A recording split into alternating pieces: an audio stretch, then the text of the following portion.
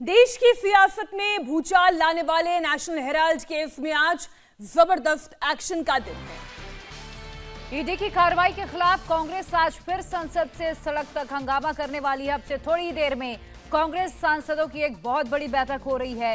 इस मीटिंग में कांग्रेस के लोकसभा राज्यसभा के सांसद शामिल होंगे। आगे की रणनीति पर इसमें बातचीत की जाएगी। पूरा एक्शन प्लान तय किया जाएगा। नेशनल हेराल्ड केस में सोनिया गांधी, राहुल गांधी पर ईडी की कार्रवाई के खिलाफ आज कांग्रेस संसद में जबरदस्त हंगामा करने की तैयारी में है। राहुल गांधी सोनिया गांधी से पूछताछ के बाद नेशनल हेराल्ड के देश भर के दफ्तरों पर ईडी के सिलसिलेवार तरीके से छापे पड़े थे और इसके बाद ईडी ने दिल्ली के नेशनल हेराल्ड दफ्तर पर मौजूद यंग इंडिया का ऑफिस सील कर दिया। राहुल गांधी देर रात कर्नाटक दौरे को छोड़कर वापस दिल्ली लौट आए। कल रात तक कांग्रेस हेडक्वार्टर में बड़े बड़े नेताओं की मीटिंग हुई है। कार्यकर्ताओं ने सड़क पर खूब हंगामा किया। ईडी के एक्शन के बीच दिल्ली में कांग्रेस दफ्तर के साथ साथ सोनिया और राहुल गांधी के घर पर सुरक्षा पुख्ता कर दी गई है। अब से थोड़ी देर में कांग्रेस की बड़े नेताओं की मीटिंग होने वाली है, लेकिन इन सबके बीच संबित पात्रा कुछ कह रहे हैं, सुनिए। और नेशनल हेराल्ड वाले विषय के साथ साथ जो कांग्रेस का व्यवहार है वह भी जनता जनार्दन देख रही है और कहीं ना कहीं कटघरे में आज कांग्रेस का व्यवहार भी खड़ा है। अगर कुछ किया नहीं है तो इतना डर क्यों है कांग्रेस के कार्यकर्ताओं में, कांग्रेस के बड़े नेताओं में, और खास करके सबका एक ही कवायद है, सबकी कवायद है कि किस प्रकार से एक ही परिवार के लिए हम आंदोलन करें, एक परिवार को कैसे बचाया जाए।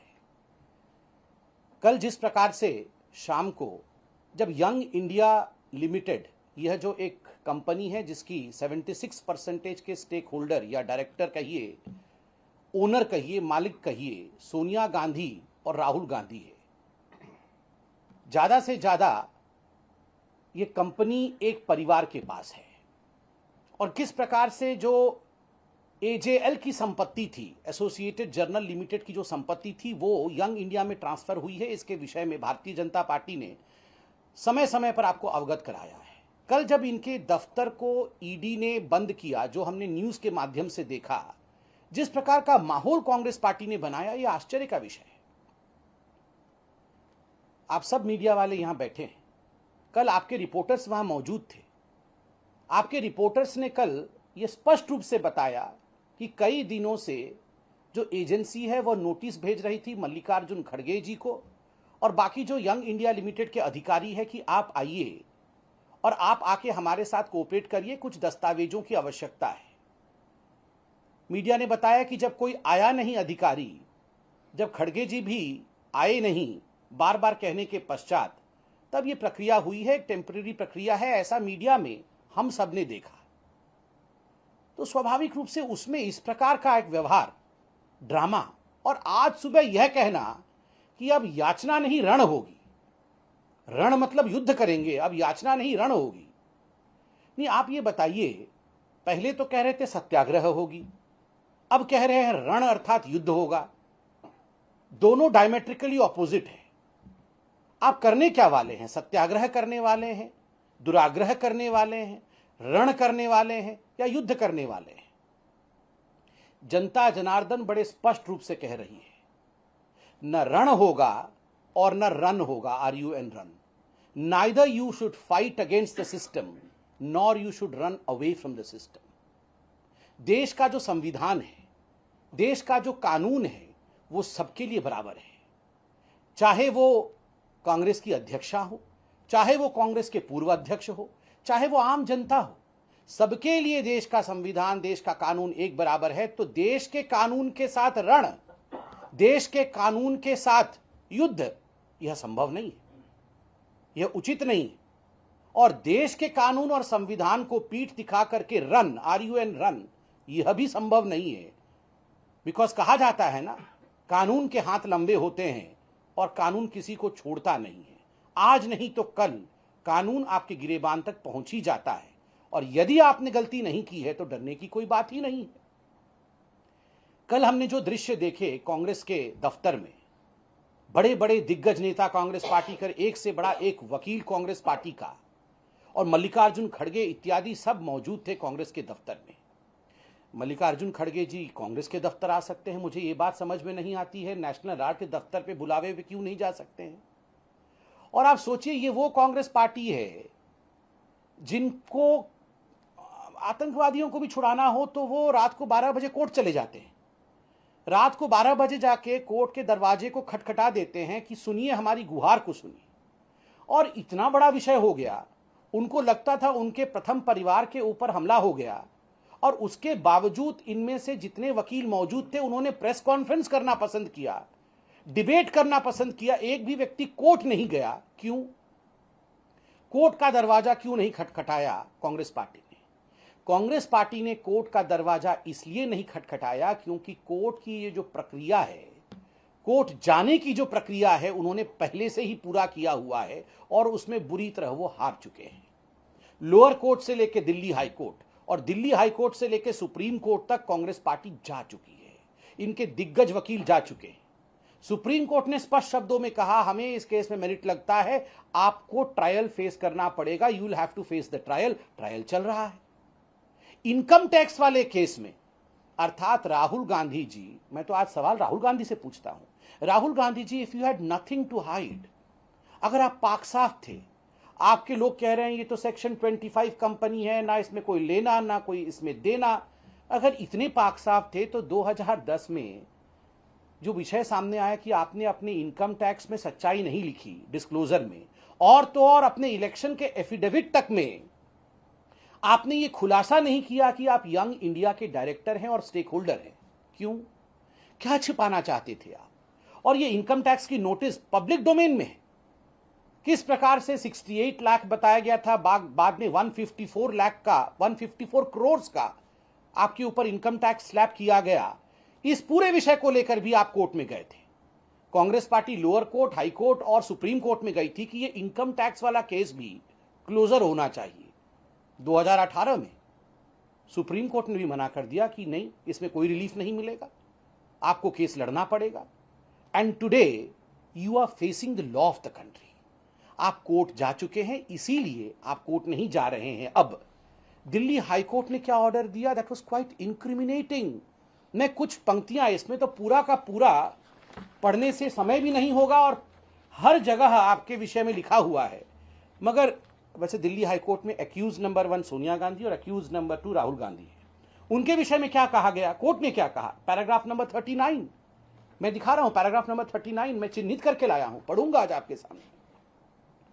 After having considered the entire case in its proper perspective, this court finds no hesitation to put it on record that the modus operandi adopted by the petitioners in taking control of Associated Journal Limited via special purpose vehicle, that is Young India, particularly when the main persons in the Congress party AJL and YI are the same, evidences as criminal intent.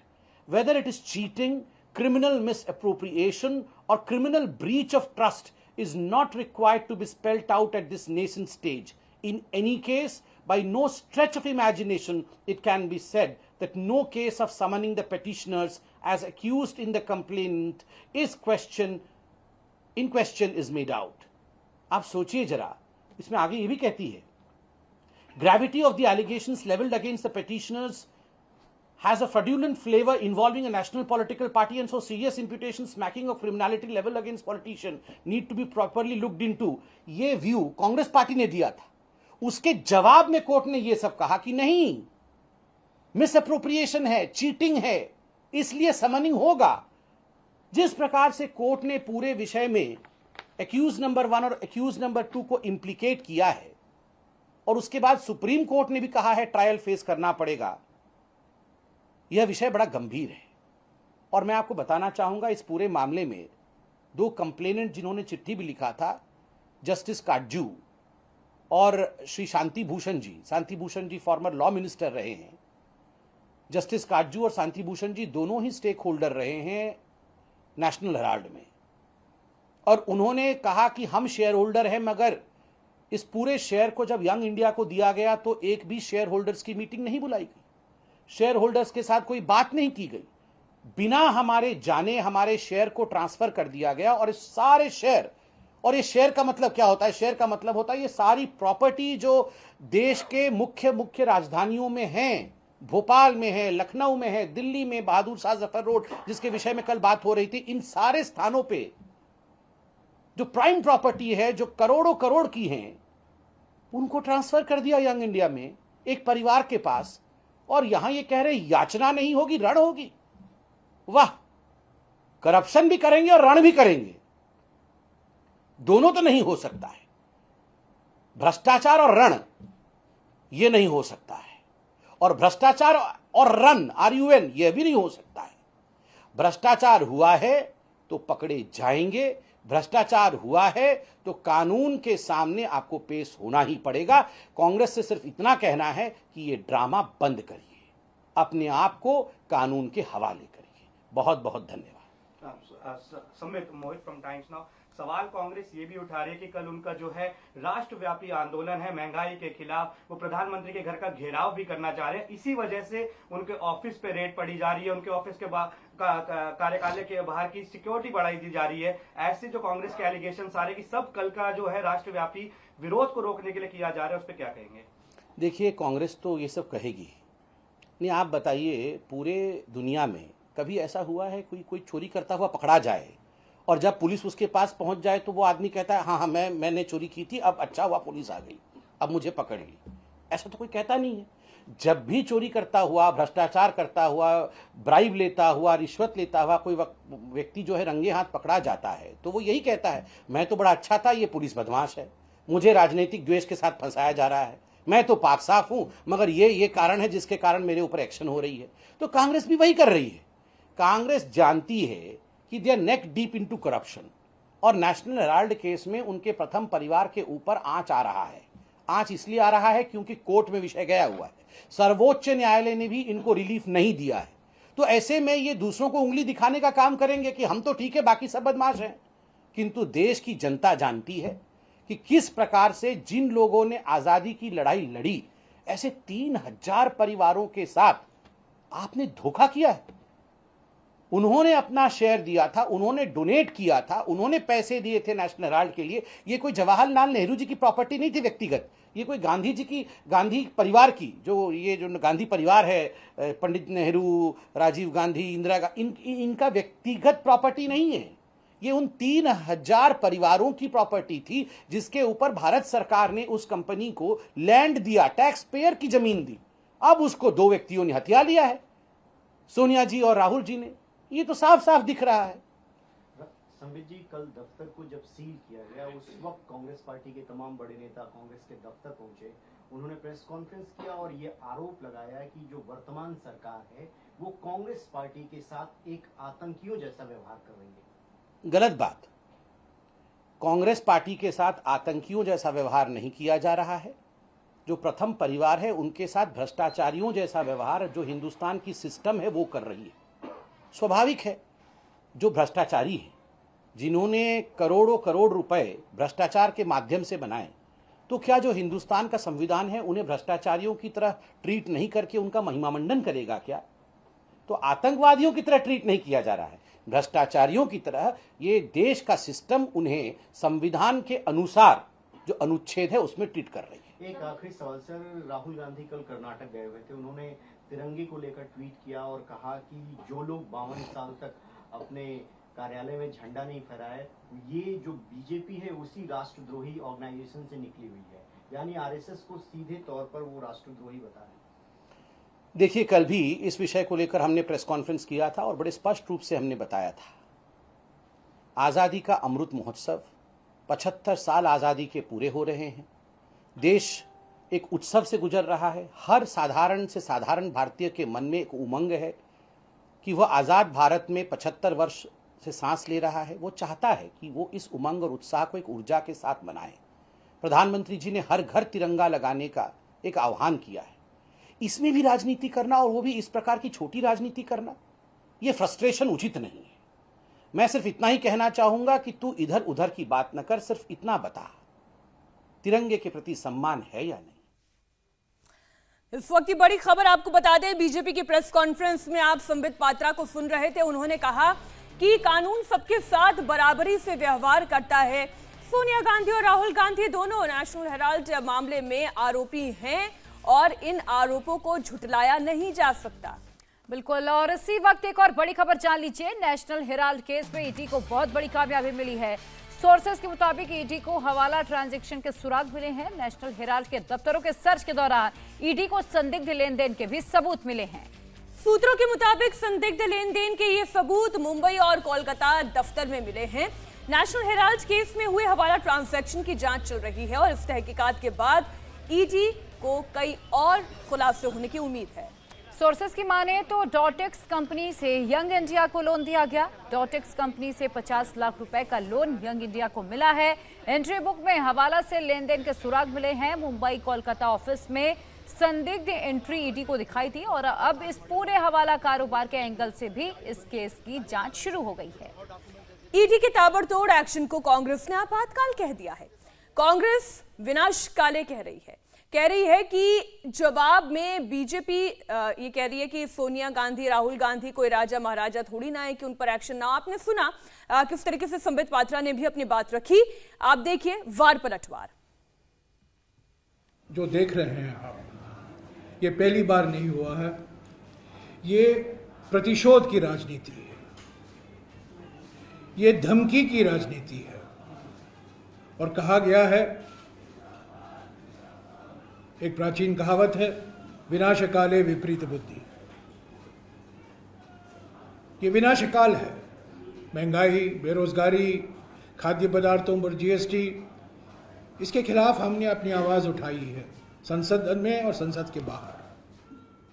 2 हफ्ते तक बहस से भागी मोदी सरकार।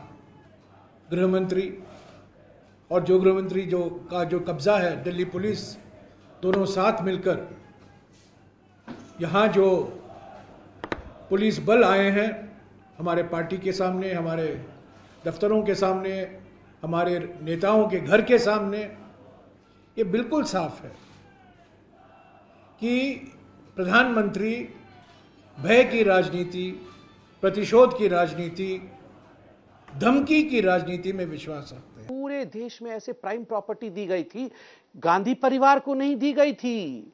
3000 स्वतंत्रता संग्रामियों के नाम पे दी गई थी और अब उन स्वतंत्रता संग्रामियों के परिवार से या जो स्टेक होल्डर है उनमें से किसी से नहीं पूछ करके, उनको एक रत्ती भर का हिस्सा नहीं दे करके पूरा का पूरा इसकी मालकिन सोनिया जी और राहुल जी बन गए। कैसे बन गए?